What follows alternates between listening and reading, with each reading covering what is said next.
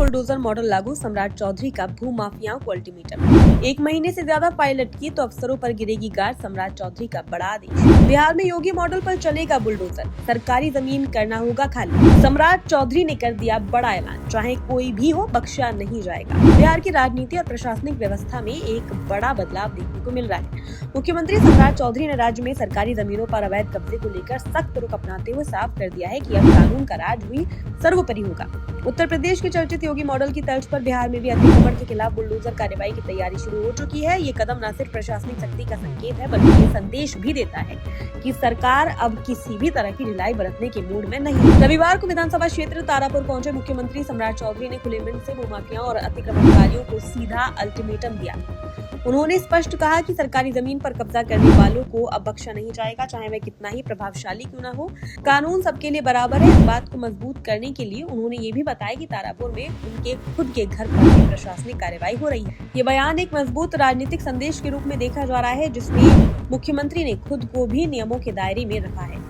अपने संबोधन में सम्राट चौधरी ने कहा कि बिहार में अब ऐसी व्यवस्था बनाई जाएगी जहां किसी भी स्तर पर भ्रष्टाचार या लापरवाही को सहन नहीं किया जाएगा। उन्होंने अधिकारियों को चेतावनी देते हुए कहा कि अगर कोई भी फाइल 1 महीने से अधिक समय तक लंबित रहती है तो संबंधित अधिकारी के खिलाफ सख्त कार्रवाई की जाएगी। मुख्यमंत्री कार्यालय से ब्लॉक और अंचल स्तर तक सीधे मॉनिटरिंग की जाएगी, जिससे प्रशासनिक प्रक्रिया में पारदर्शिता और गति लाई जा सके।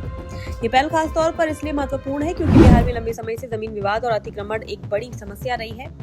थाना, अंचल और प्रखंड स्तर पर भ्रष्टाचार की शिकायतें आम रही हैं। ऐसे में मुख्यमंत्री का ये सख्त रुख प्रशासनिक सुधार की दिशा में निर्णायक कदम माना जा रहा है। इससे आम लोगों में भरोसा भी पैदा होगा कि सरकार उनके अधिकारों की रक्षा के लिए गंभीर है। तारापुर दौरे के दौरान मुख्यमंत्री ने प्रधानमंत्री नरेंद्र मोदी के लोकप्रिय कार्यक्रम मन की बात को भी सुना और वहाँ मौजूद लोगों को संबोधित किया। उन्होंने कहा कि मुख्यमंत्री बनना उनके लिए सम्मान के साथ साथ एक बड़ी जिम्मेदारी भी है। उन्होंने ये भी स्वीकार किया कि राज्य के सामने कई चुनौतियां हैं, लेकिन वह इन चुनौतियों को अवसर में बदलने के लिए प्रतिबद्ध है। सम्राट चौधरी ने अपने क्षेत्र के विकास पर भी जोर दिया और कहा कि वे अधूरे पड़े सभी कार्यों को जल्द से जल्द पूरा करेंगे। उन्होंने ये भी कहा कि जनता ने जो भरोसा उन पर जताया है उसे वह हर हाल में बनाए रखेंगे। उनके भाषण में एक ओर जहां शक्ति और अनुशासन का संदेश था, वहीं दूसरी ओर विकास और जनसेवा की प्रतिबद्धता भी साफ नजर आई। ऊर्जा क्षेत्र में भी सरकार की योजनाओं को लेकर मुख्यमंत्री ने अहम घोषणाएं की। उन्होंने बताया कि बिहार में 125 यूनिट तक बिजली मुफ्त दी जा रही है, जिससे गरीब और मध्यम वर्गीय परिवारों को राहत मिल रही है। इसके साथ ही उन्होंने एक नई योजना का जिक्र किया, जिसके तहत हर घर तक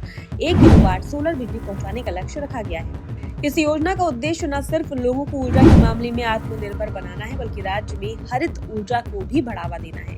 मुख्यमंत्री ने भी कहा कि सरकार के पास विकास कार्यों के लिए पर्याप्त संसाधन मौजूद है और धन की कोई कमी नहीं है। जरूरत सिर्फ सही नियत और प्रभावी क्रियान्वयन की है।